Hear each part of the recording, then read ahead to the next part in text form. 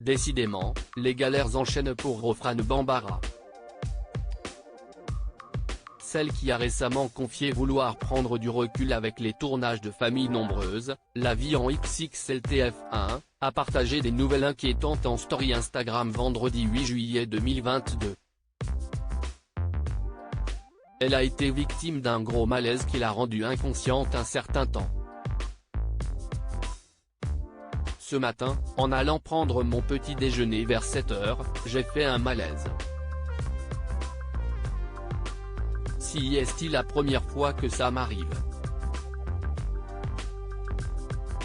Je ne me rappelle de rien du tout à part ouvrir les yeux et appeler Nasser à plusieurs reprises. Je sais pas combien de temps ça a duré et combien de temps je suis resté sans connaissance puisque tout le monde dormait à la maison, a-t-elle fait savoir.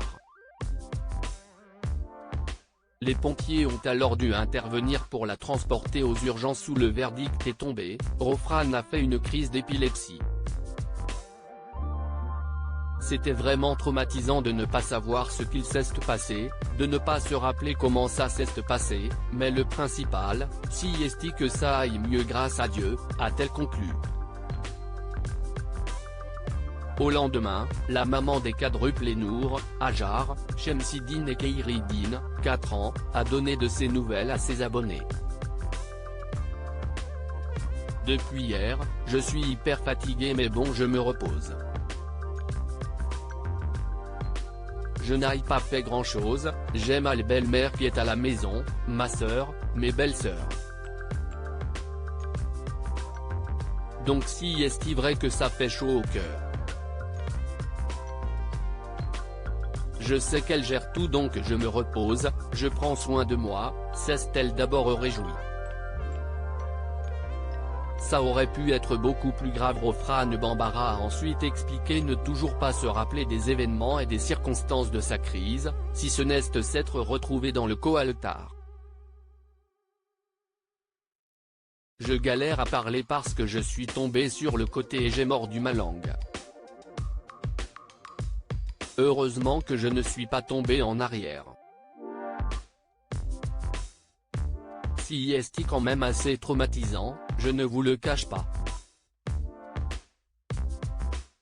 J'ai négro sur la patate parce qu'on enchaîne les galères.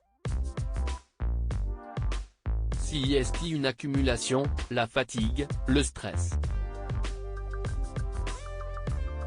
Il faut que j'apprenne à écouter mon corps, que j'arrête de vouloir surpasser mes limites.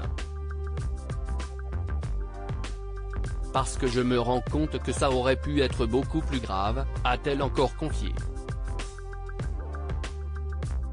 Il est vrai que ces derniers mois ont été particulièrement éprouvants pour la jeune femme, affaiblie par des problèmes de santé. Avant cet épisode, on lui diagnostiquait des lésions au niveau du cerveau qui lui ont laissé quelques séquelles importantes. Je sens mon bras qui est lourd.